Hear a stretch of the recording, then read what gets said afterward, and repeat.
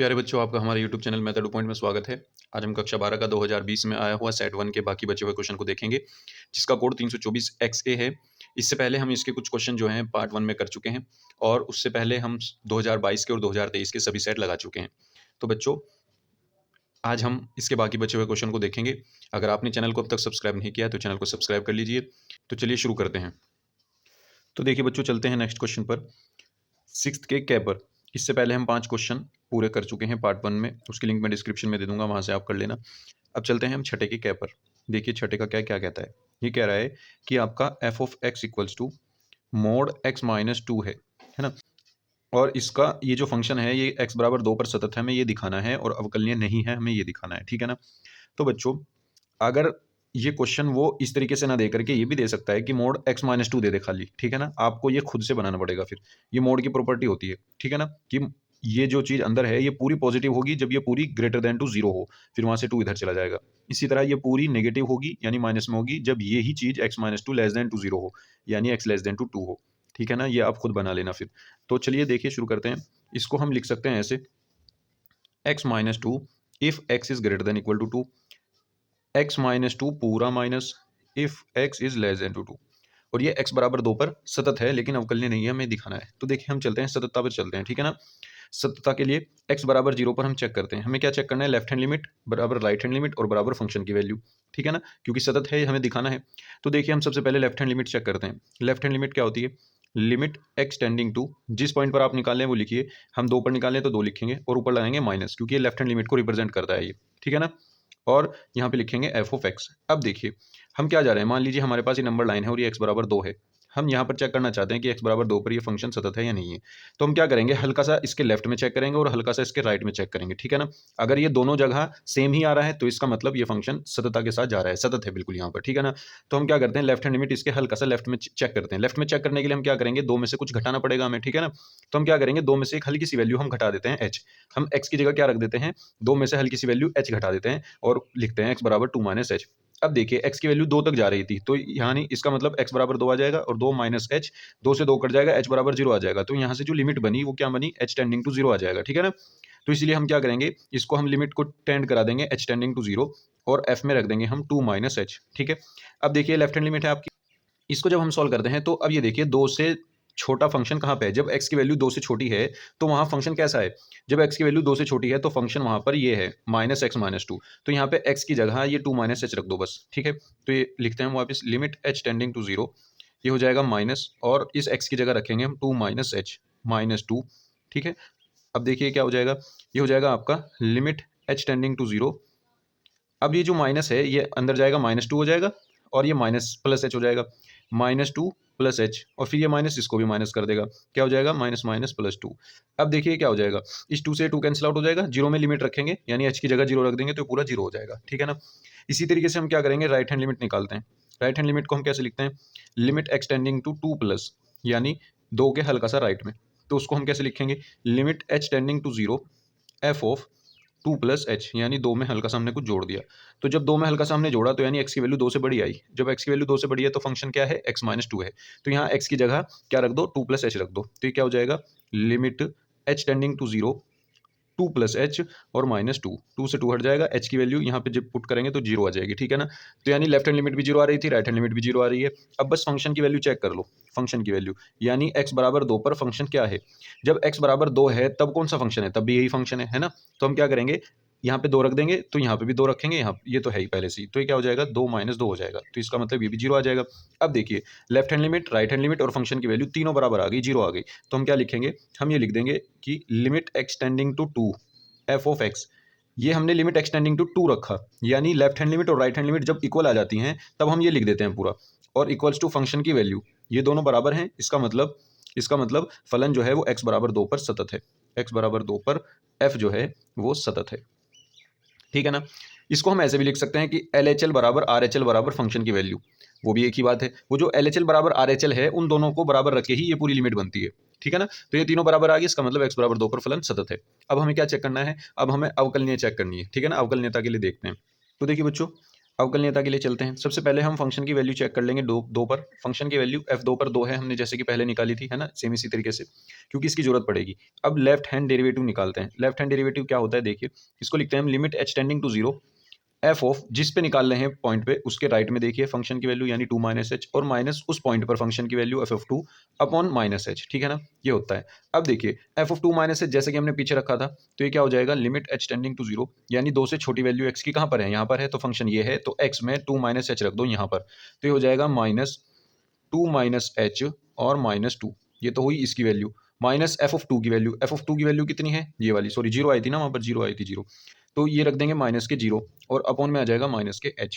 अब देखिए क्या होगा, ये हो जाएगा आपका limit h tending to 0, minus 2 और प्लस 2 ये हट जाएंगे क्योंकि माइनस की गुना यहाँ पे भी होगी, ये बचेगा प्लस h अपॉन h, जब इस माइनस के h में गुना होगी प्लस h हो जाएगा, और माइनस के h ये है, ठीक है ना, तो इससे कटेगा तो क्या आएगा, -1 आएगा।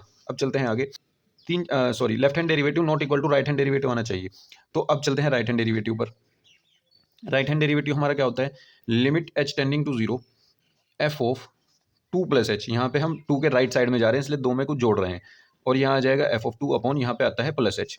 अब देखिए लिमिट सेम इसी तरीके से h tending to 0 f of 2 plus h, जैसा कि पीछे हमने किया था, 2 से बड़ी वैल्यू यहाँ पर है, यहाँ पर है, और फंक्शन वहाँ पे यहाँ पे ये है, तो एक्स की जगह जब हम 2 प्लस एच रखेंगे तो यहाँ पे 2 प्लस एच रख देंगे, तो ये हो जाएगा आपका 2 प्लस एच माइनस एच, ये तो होगी उसकी वैल्यू इस वाले की, माइनस एफ 2 की वैल्यू 0 अपॉन में आ गया आपका एच, ठीक है ना, 2 प्लस एच माइनस 2, तो अब देखिए 2 से 2 कैंसिल आउट हो गया, यहाँ पे भी h बच गया, h से h कट जाएगा, लिमिट h टेंडिंग टू 0, ये h अपॉन h आ गया, यहाँ से कट गया 1 बचा, लिमिट पुट भी कर दो तब भी कोई फर्क नहीं पड़ेगा, 1 ही रहेगा। अब देखिए लेफ्ट हैंड डेरिवेटिव -1 आया है, राइट हैंड डेरिवेटिव 1 आया है, तो इसका मतलब हम यहाँ कह देंगे इसको कि left hand derivative not equals to right hand derivative, ठीक है ना। अतः फलन x बराबर 2 पर अवकलनीय नहीं है, अवकलनीय नहीं है, ये हमारा प्रूव हो गया, ठीक है ना बच्चों। उम्मीद करता हूँ आपकी समझ में आ गया होगा। चलिए चलते हैं नेक्स्ट क्वेश्चन पर। देखिए बच्चों नेक्स्ट क्वेश्चन क्या कहता है, ख क्वेश्चन आलेखी विधि से हमें इसको हल करना है, और ये क्वेश्चन हम आपको पहले ही करा चुके हैं। ये हमने कहाँ कराया आपको, ये कराया है हमने 6 का जो ख क्वेश्चन है, ये हमने आपको कराया है 324 BC कोड में, फोर्थ का ग है ये, ठीक है ना, हमने आपको कराया है, लिंक मैं डिस्क्रिप्शन में दे दूंगा, आप वहाँ से कर लेना, ठीक है बच्चों। चलिए चलते हैं आगे। ग क्वेश्चन आपके सिलेबस में नहीं है, इसको हम नहीं करेंगे। अब चलते हैं घ क्वेश्चन पर। देखिए बच्चों बहुत आसान क्वेश्चन है घ क्वेश्चन।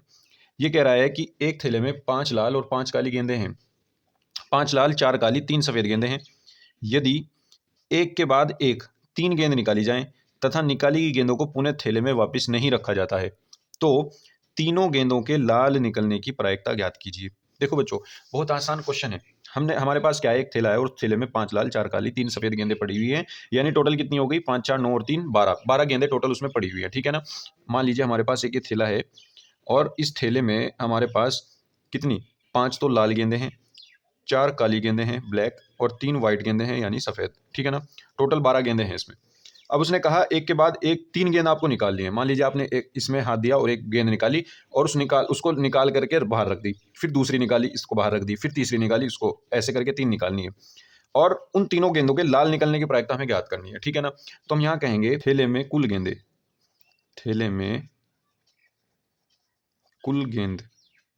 कितनी है, 12 है, तो 12 गेंद हमने यहाँ पे लिख दी, ठीक है ना। अब थैले में लाल गेंद कितनी है, थैले में लाल गेंदों की संख्या लिख देते हैं ताकि क्वेश्चन थोड़ा सा बड़ा हो जाए। लाल गेंदों की संख्या, वरना क्वेश्चन तो छोटा सा ही है, ये बस 5 नंबर में, इसलिए हमें थोड़ा सा लिखना पड़ेगा। लाल गेंदों की संख्या कितनी है, 5। इसी तरीके से काली गेंदों की संख्या कितनी है, काली गेंदों की संख्या, ये आपको पूरा लिखना है, ठीक है ना। काली गेंदों की संख्या 4, और इसी तरह सफ़ेद गेंदों की संख्या आपकी हो जाएगी, सफ़ेद गेंदों की संख्या हो जाएंगी आपकी 3, ठीक है ना, तीनों दे दी। अब देखिए अब हम पहली गेंद निकालते हैं, ठीक है ना, और उसके लाल होने की प्रायिकता निकालेंगे।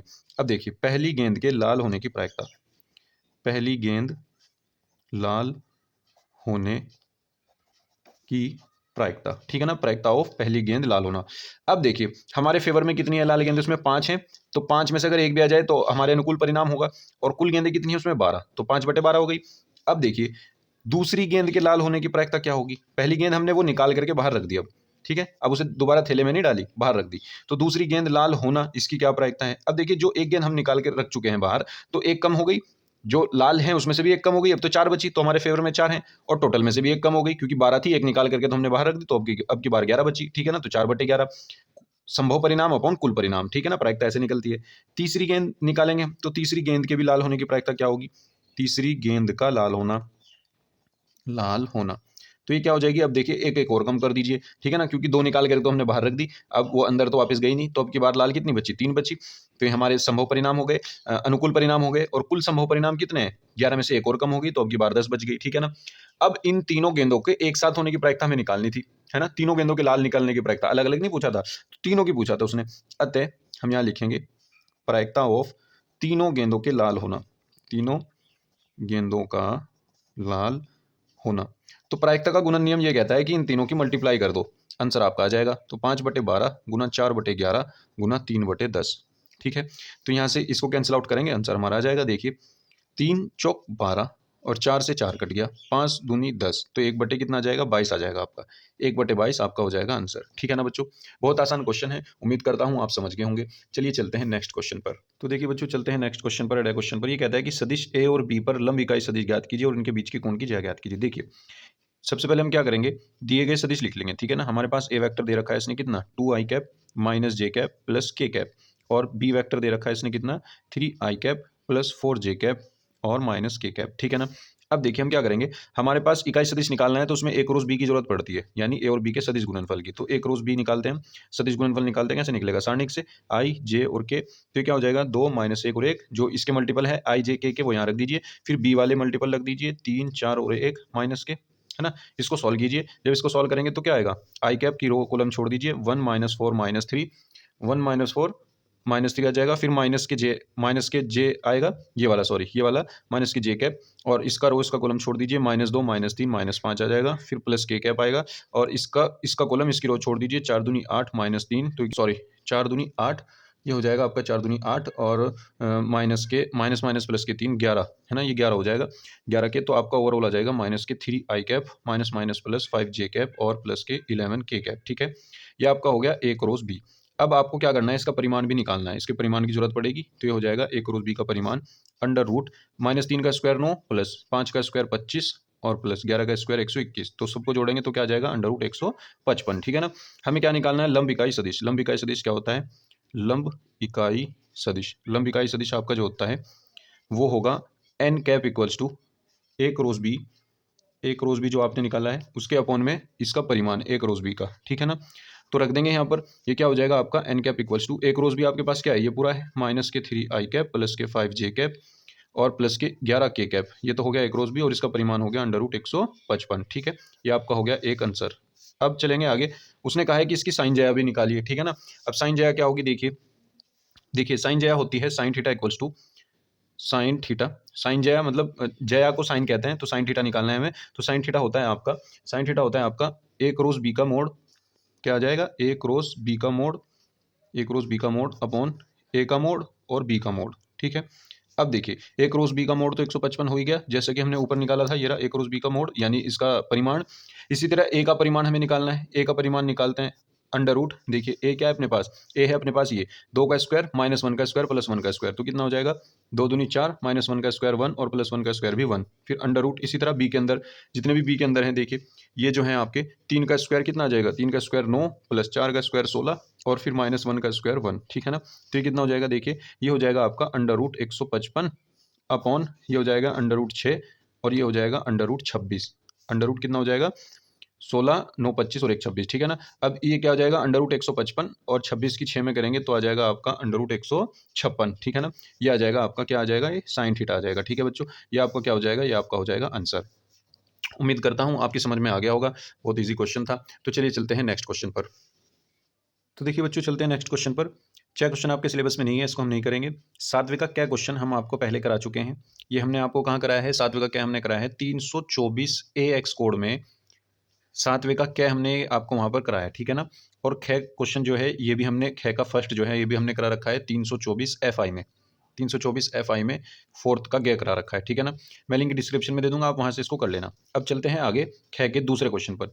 ये कह रहा है कि यदि आपके पास वेक्टर ए बराबर आई कैप प्लस 4 जे कैप और प्लस 2 के कैप हो और वेक्टर बी बराबर 3 आई कैप माइनस 2 जे कैप और प्लस 7 के कैप हो और वेक्टर सी बराबर 2 आई कैप माइनस जे कैप और प्लस 4 के कैप हो, तो एक ऐसा सदिश डी ज्ञात कीजिए जो सदिश ए और बी दोनों पर लंब हो। और वहाँ पे एक कंडीशन इसने दे रखी है कि सी डॉट डी बराबर 15 है, ठीक है ना, सी डॉट डी बराबर 15 है। तो देखिए बच्चों, अगर हमें ए और बी के लंबवत एक सदिश निकालना है तो ए और बी के लंबवत सदिश ए क्रॉस बी होगा, ठीक है ना। तो हम क्या कहेंगे, हम यहाँ क्या करेंगे, ए व बी के सदिश माना ए व बी के लंबवत सदिश वेक्टर डी है ना, वेक्टर डी है। तो ये डी जो होगा, ये जो डी होगा ये ए क्रॉस बी ही होगा, ठीक है ना।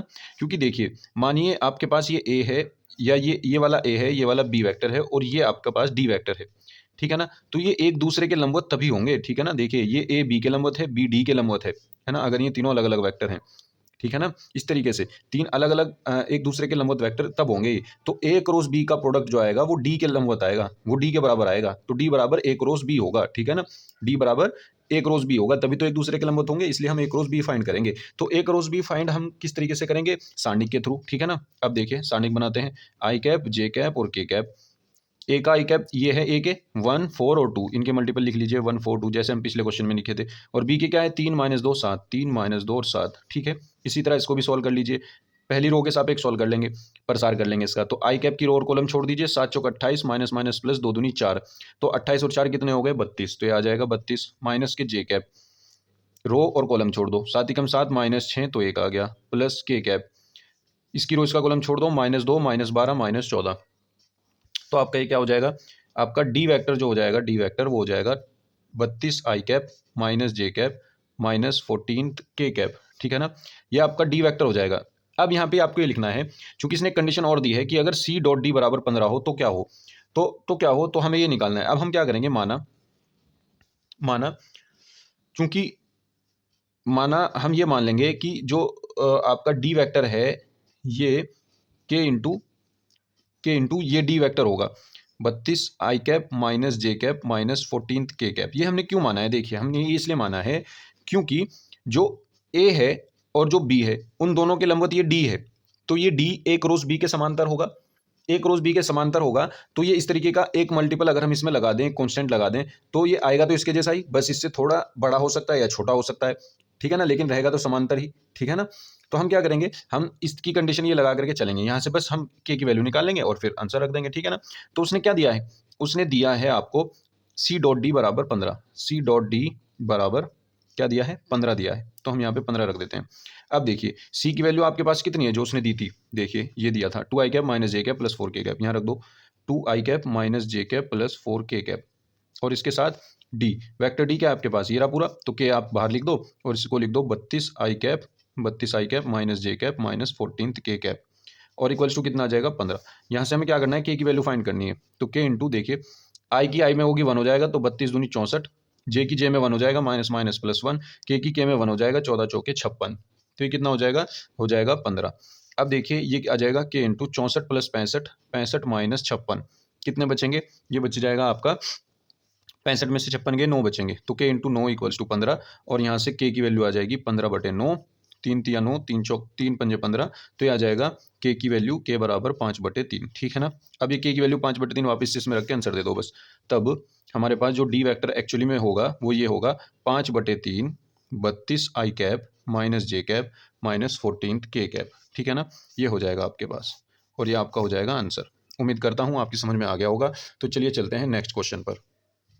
तो देखिए बच्चों, चलते हैं नेक्स्ट क्वेश्चन पर, 8वें क्वेश्चन पर, है ना। 8वें का क्या क्वेश्चन ये कहता है कि समाकलन x square plus 1 upon x square minus 5x plus 6 dx का मान ज्ञात कीजिए। देखिए बच्चों, इसका मान ज्ञात करने के लिए हम ऐसा कर सकते हैं कि इसके फैक्टर हम कर दें, ठीक है ना, अच्छी बात है, हम कर देंगे, फिर डायरेक्ट हम आंशिक भिन्न लगाना शुरू कर देंगे। लेकिन सबसे पहले आपको ये देखना है कि क्या जो ऊपर बहुपद है और जो नीचे बहुपद है उन दोनों की घात बराबर है, या ऊपर की घात बड़ी है नीचे की घात छोटी है।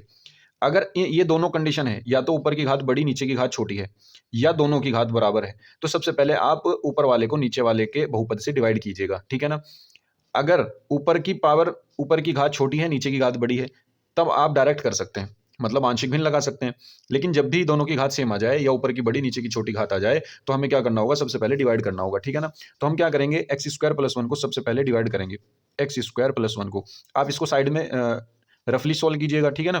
5x+6। अब देखिए जब हम इसको इसमें चलाएंगे तो हमें एक्स स्क्वायर लाना है, तो बस एक बार चला दो क्योंकि एक्स स्क्वायर हमारे पास पहले से ही है। तो एक्स स्क्वायर आ जाएगा, माइनस के 5x आ जाएगा और प्लस के 6 आ जाएगा। अब देखिए माइनस करेंगे, ये प्लस हो जाएगा, माइनस हो जाएगा, ये कट जाएगा। कितना बचेगा, ये बचेगा 5x और माइनस 6 प्लस 1 माइनस के 5। तो हम अब इस टर्म को ऐसे लिख सकते हैं, देखिए इस टर्म को हम ऐसे लिख सकते हैं, वन सहित प्लस ये वाली टर्म बटे ये वाली टर्म, यानी 5x-5 बटे आपकी आ जाएगी टर्म ये वाली एक्स स्क्वायर माइनस 5x+6। और इसको आप अब ऐसे लिख सकते हैं, ठीक है। अब देखिए ऊपर कम घात हो गई, नीचे 2 हो गई, तो इसका मतलब अब इसमें हम आंशिक भिन्न लगा सकते हैं इसको फैक्टराइज करने के बाद, ठीक है।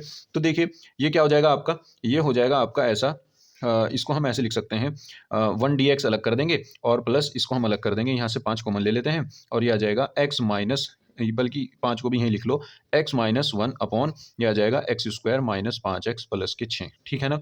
अब देखिए ये हो जाएगा dx आपका।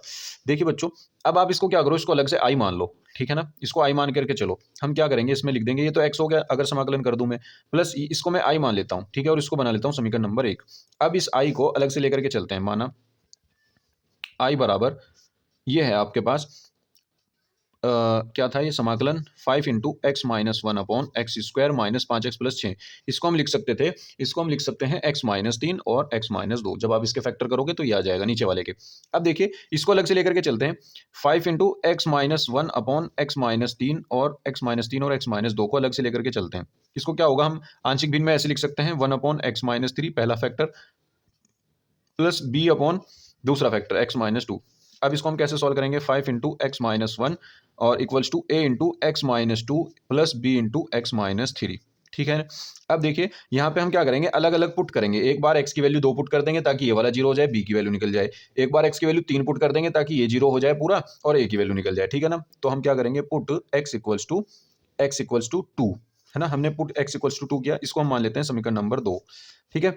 अब देखिए ये क्या हो जाएगा, बल्कि हाँ इसको हम समीकरण नंबर 2 ही मान लेते हैं। चलो देखिए ये हो जाएगा आपका x इक्वल्स टू 2, जब हम इसमें पुट करेंगे 2 में से 1 गया 1 बचेगा, इक्वल्स टू 2 में से 2 गई 0 बचेगा, तो ये 0 हो गया। 2 में से 3 गया -1 बचेगा, प्लस b की वैल्यू आ जाएगी -1। तो यहाँ से क्या आ जाएगा, b इक्वल्स टू आ जाएगा -5, ठीक है। ये b की वैल्यू आ गई आपकी। अब देखिए अब हमें a की वैल्यू निकालनी है,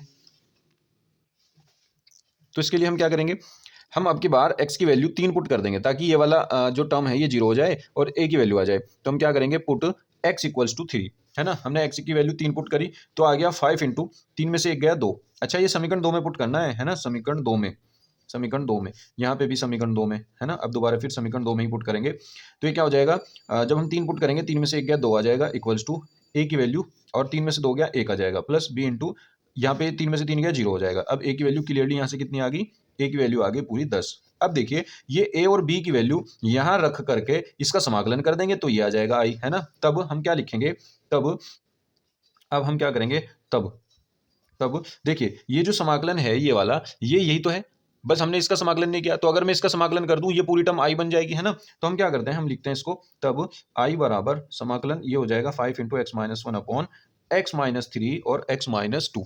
देखो x-2 हो जाएगा, ये 5 × x-1 अपॉन x-3 x-2। अब देखिए हम इसको क्या करेंगे, हमने एक इसकी जगह रखा है, इसकी जगह हम क्या रख सकते हैं, ये रख सकते हैं, और इसमें a और b की जगह हम ये वैल्यू रख देंगे। तो a की जगह कितनी है, 10 है वैल्यू, तो यहाँ पे आ जाएगा, समाकलन हमने कर ही दिया इसका, तो ये हो जाएगा समाकलन 10 बटे x-3 और प्लस यहाँ पे b की वैल्यू रख देंगे -5, तो -5 बटे x-2 और पूरे का हो जाएगा dx, ठीक है। इसका समाकलन कर देंगे, 10 बाहर आ जाएगा, ये आ जाएगा समाकलन 1 अपॉन x-3 और इसी तरीके से dx आ जाएगा, और माइनस में ये वाला 5 बाहर, समाकलन 1 अपॉन x-2 dx। अब देखिए क्या हो जाएगा, 10 इंटू 1 अपॉन x-3 का समाकलन हो जाएगा log x-3 और -5 इंटू इसका हो जाएगा log x-2, ठीक है, प्लस c। अब देखिए ये जो वैल्यू है i की, जो हमने ये वैल्यू निकाली है, ये वैल्यू उठा करके समीकरण 1 में पुट कर देंगे, यहाँ पर जो हमने समीकरण 1 मानी थी, ठीक है, हमारा आंसर आ जाएगा। तो अब हम क्या करेंगे, अतः समीकरण 1 से, समीकरण 1 से हमारे पास क्या हो जाएगा, ये आ जाएगा आपका समाकलन x² plus 1 upon x² minus 5x plus 6, यही तो लेकर के चले थे, इक्वल्स टू हमारा था x प्लस आई। तो x प्लस आई की जगह हम ये रख देंगे अपना, तो ये आ जाएगा आपका 10 log x-3 और -5 log एक्स माइनस टू और ये आ जाएगा प्लस सी।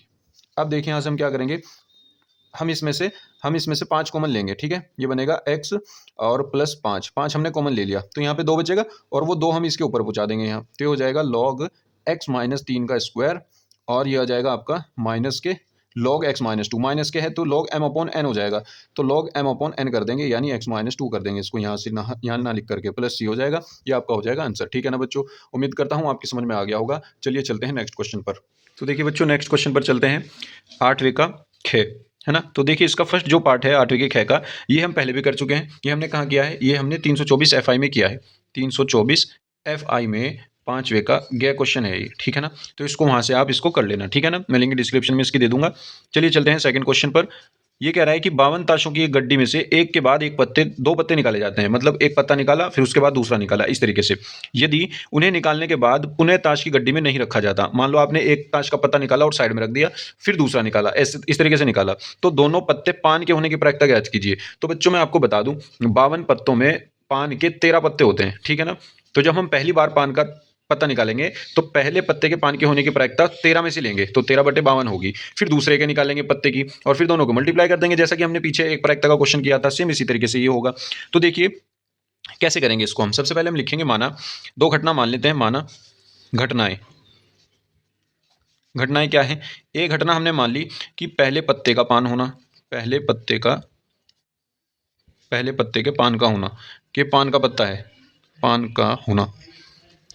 और दूसरी बी घटना हमने मानी है, वो भी दूसरे पत्ते का भी पान का होना, दूसरे पत्ते का भी पान का होना, कि वो भी पान का ही है दूसरा पत्ता, ठीक है।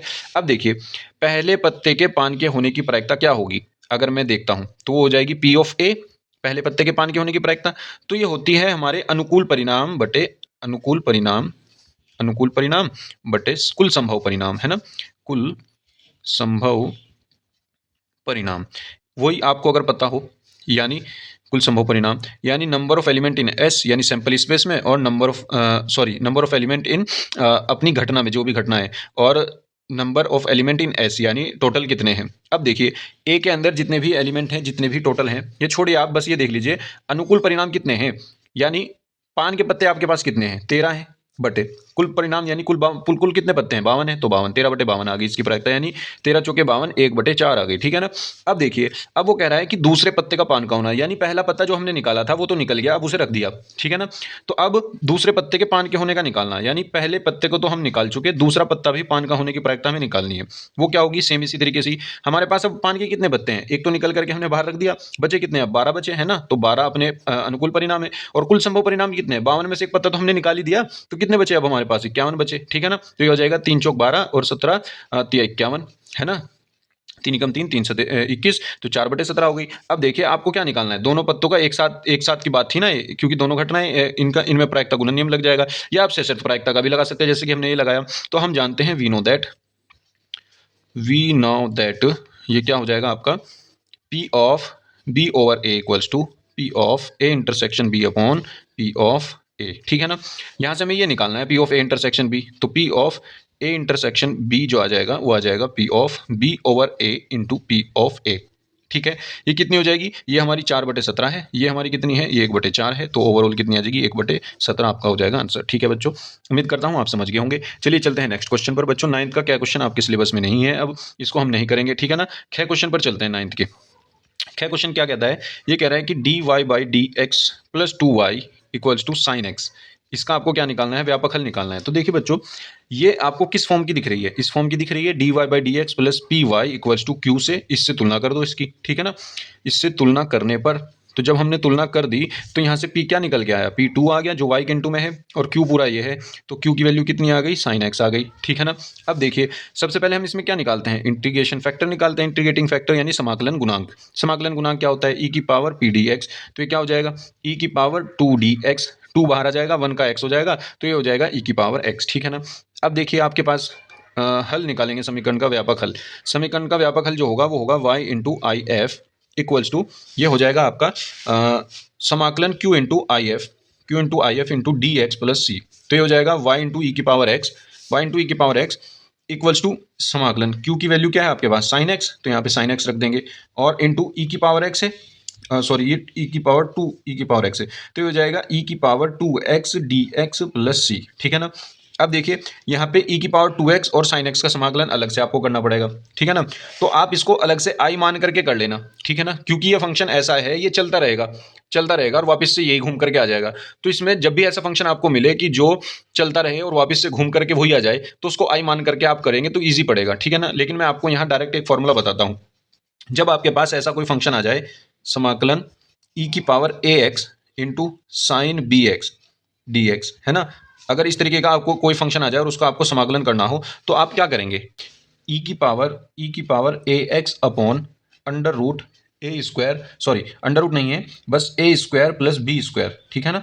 और इंटू में आ जाएगा आपका a sine b x minus b cos b x, ठीक है ना। ये आ जाएगा और प्लस सी आ जाएगा, ठीक है बच्चों। तो ये फॉर्मूला आप इसमें डायरेक्ट लगा दीजिए, ये इजीली हो जाएगा। तो क्या हो जाएगा, y ई की पावर x इक्वल्स टू, देखिए हमारे पास e की पावर ax तो है ये, यानी a की वैल्यू है 2, और साइन bx यानी b की वैल्यू है हमारे पास 1, ठीक है ना। a की वैल्यू हमारे पास 2 है, हम यहाँ पे लिख लेते हैं a बराबर हमारे पास 2 है और b बराबर हमारे पास 1 है, ठीक है ना। तो देखिए हम रखते हैं इस फॉर्मूले में e की पावर ax मतलब 2x आ जाएगा और upon under root a square plus b square, a की वैल्यू हमारे पास 2 है, 2 का स्क्वायर 4 और 1 का स्क्वायर 1, तो 4 और 1 आ जाएगा 5, इंटू a की वैल्यू हमारे पास 2 साइन, b की वैल्यू हमारे पास 1 तो साइन x आ जाएगा, और माइनस b की वैल्यू 1 है तो ये आ जाएगा b cos bx, यानी ये भी आ जाएगा cos x सिंपल, क्योंकि 1 हो जाएगा, ठीक है ना। और ये हो जाएगा आपका 1 और प्लस में आ जाएगा c, ठीक है। ये क्लियरली आपका हो गया। अब देखिए हम क्या करेंगे, e की पावर 2x इधर भी है, e की पावर 2x है, e की पावर 2x से डिवाइड कर देंगे पूरी इक्वेशन को, तो ये क्या आ जाएगा आपका, ये आ जाएगा y इक्वल्स टू, इस टर्म में से ये e की पावर 2x हट जाएगा तो आ जाएगा 1/5 into 2 sine x minus cos x, 2 sine x minus cos x, और प्लस, अब देखिए ये e की पावर 2x इसके भी अपोन में जाएगा, तो जब वो इसके अपोन में जाएगा तो ऊपर आके क्या बन जाएगा, c e की पावर माइनस 2x हो जाएगा, ठीक है बच्चों। ये हो जाएगा आपका आंसर। उम्मीद करता हूं आप समझ गए होंगे, बहुत आसान क्वेश्चन है। तो बच्चों इसी के साथ ये पेपर कंप्लीट हो गया है आपका। मिलेंगे नेक्स्ट वीडियो में नेक्स्ट कोड के सॉल्यूशन के साथ, ठीक है। तब तक आप अपनी तैयारी को जारी रखिए और अच्छे से अनसोल्ड को करते रहिए। कुछ भी दिक्कत हो तो आप हमारी ईमेल से भी कांटेक्ट कर सकते हैं, हमारा इंस्टाग्राम पेज है, आप वहां पर भी हमें कांटेक्ट कर सकते हैं, ठीक है ना। तो वीडियो अच्छा लगा हो तो लाइक कीजिए, अपने दोस्तों में शेयर कीजिए और चैनल को सब्सक्राइब कर लीजिए। और अगर आपको इन पेपर्स की पीडीएफ चाहिए तो हम टेलीग्राम ग्रुप में, हमारा है मेथड पॉइंट के नाम से ही, वहाँ पे हम वो आपको दे देंगे, जिसकी लिंक हमने डिस्क्रिप्शन में लगा दिया, आप वहाँ से ज्वाइन कर सकते हैं। और हमारा इंस्टाग्राम पेज है, आप उसको फॉलो कर लीजिए, ठीक है ना। तो बच्चों थैंक यू।